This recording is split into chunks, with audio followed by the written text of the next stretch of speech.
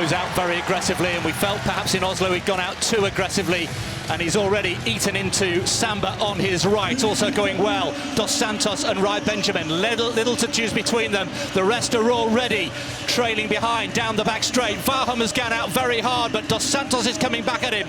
Rai Benjamin much more measured at the moment, going round with 200 to go. Warholm leading the way. Very little to choose between them. Dos Santos was more measured in Oslo. Warholm talked about perhaps being a little vulnerable into 8 and 9. Here they come with 2 to go. Everybody's on their feet. Rai Benjamin has got a little yard on Dos Santos. Warholm, though, is ahead of all of them. Now it's a race out for the line. Let's keep an eye on the clock. It's Rai Benjamin who's come through again. 46.68. An incredible run. The 3 top places, of course, were expected. It was just a question of which order they would come home in. And Rai Benjamin, having made that long trip over from California, he doesn't do it very often. He was cool, he was chilled in the press conference, and he was just the same in the race. Wow. 2 men under 47 again. It's Benjamin from Warholm, from Dos Santos. Wow. Brilliant atmosphere, real respect shown by the crowd, and already Warholm and his favourite lane 7 has blasted out over the first 50, already eaten into Margin. He's on his way.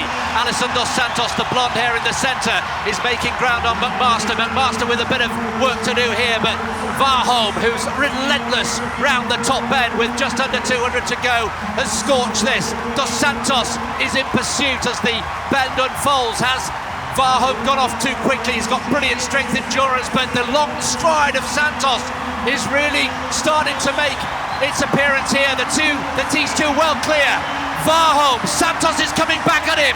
1 fight to go, and Santos is going to come through, or is he? Warholm stretching, it's on the line, and Santos has got it.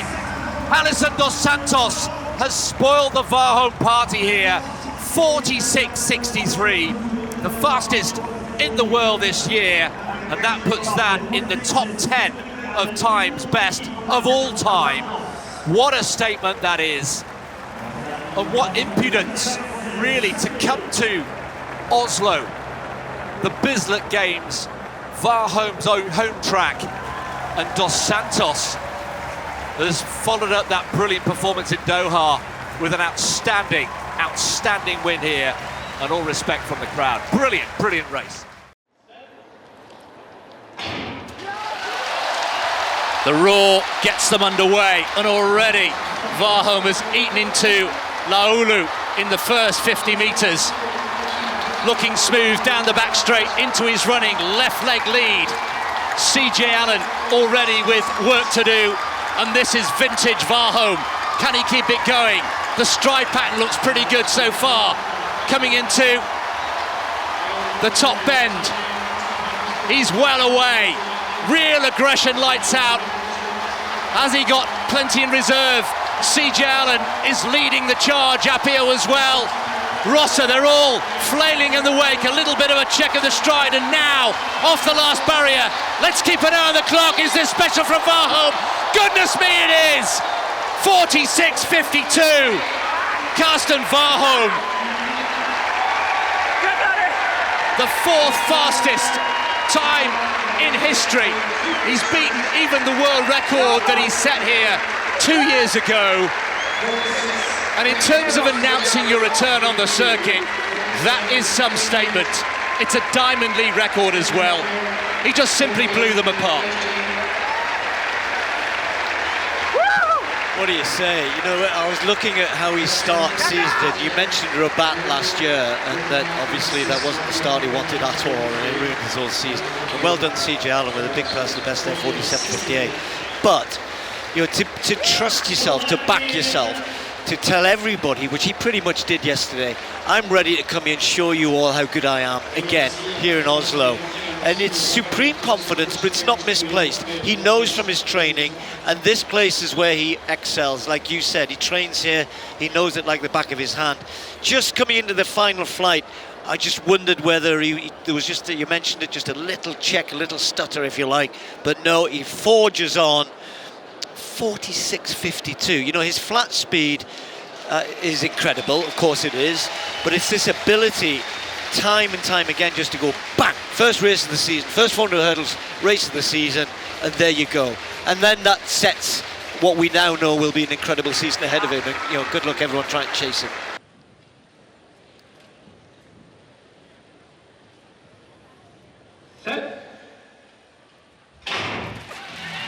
We have liftoff, and as always, Warholm going out very aggressively indeed. He's got a target, Schmidt, and he's already eaten him down inside 100 metres. This is really, really aggressive, as always, from Karsten Warholm. Dos Santos, of course, is in pursuit. CJ Allen as well has got a little bit of work to do, but Warholm, who's running blind now, effectively in lane 8, charging round the crown of the bend with less than 200 to go, coming into the 8th barrier. Looking out for potentially a little stutter into the 10th is something he's been working on. Penultimate barrier, Warholm stretching a little bit. Now he's just got one to go. Dos Santos is grimacing. CJ Allen's got a target, but Warholm is away. He's stretching away. Let's keep an eye on the clock. 46.52. Well, it's a new meeting record, and it matches to the second his time of Oslo of 4 weeks ago. Unbelievable, what consistency. That's an equal world lead from Karsten Warholm. Well, Dos Santos has got a measure of what lies ahead in Budapest. That's how far he's got to make up. Dos Santos coming home in second, but Karsten Warholm, a Diamond League record to boot, takes it. 46.51 rounded down. It is a new world lead. Everything we'd expect from Warholm, and Dos Santos had a go, didn't he? He tried to go with him, tried to stay with him. He knew that, you know, if you're going to beat Warholm, you've got to try and put him under some pressure, but it was Dos Santos who fell apart in the home straight. He knows now, despite his 400-metre pace, watch him, actually we won't see it there, he stuttered, he falls off the penultimate hurdle, whereas Warholm was driving on. That is, with his time in Oslo, it's his joint second fastest of his whole career. Only the time that he did at the Olympics, the world record is quicker. So what are we going to expect come Budapest? This is him warming up. This is him, you know, developing towards the World Championship. So Warholm, for me, is unbeatable right now. And, you know, Dos Santos is brilliant. It was his chance to shine last year in the absence of Warholm. Benjamin is running very well, but I just don't see either of them getting close to him. Brilliant. It's been taken down 100th. That's now his second fastest ever. Sorry. Now McMaster very determined in Zurich as he closed down on Warholm in the last 20 or 30 metres. You can see their top of picture, top left of picture. Warholm in that yellow strip to left has blasted away. So, mind you, has McMaster inside him in the yellow stripe down his bodysuit. He's matching Warholm stride for stride here. It's between these two at the moment. Rai Benjamin in 5 and Dos Santos got a lot of running to do just yet. But look at Warholm now, around the crown of the bend, just snatches a metre from McMaster from the British Virgin Islands. The silver medalist is after the gold medalist. And what a run this is from Rai Benjamin in the green. Benjamin in 5, looking strong, trying to come back at Warholm. Is he going to get right off the final barrier? Rai Benjamin driving for the line, and he's going to get there. Warholm beaten again. 46.40, the fastest time in the world this year from Rai Benjamin. Well, he is the second fastest man in history, and that is quite some run. Only he and Warholm have gone quicker than that, along with Dos Santos. It is superbly judged, that run from Rai Benjamin. A little bit out of left field, that, a little bit unexpected. He was the bronze medalist in Budapest. But what a run from him. He was admittedly the silver medalist back in Doha 2019 and again last year here at the World Championships. He's super consistent. But Steve, maybe there, that inside lane, just a couple of lanes inside Warholm, giving the American an advantage there to gauge his effort. Because here Warholm, he's just lost that spark in the last 60 or 70, hasn't he, Warholm? What he normally has. He's normally pulling away at this stage and he's struggling here. He's just looking a little flat by his standards. Yeah, wearing the colours of Oregon, everybody on their feet in front of us, cheering Benjamin home. You just, as you said, got a sense between hurdles 9 and 10 that it was there for the taking. He had the momentum. And you're right, Warholm is normally so strong, attacking that final barrier. He was chopping his stride, losing speed, losing momentum. And Benjamin carrying it through for a new Diamond League record, 46.39.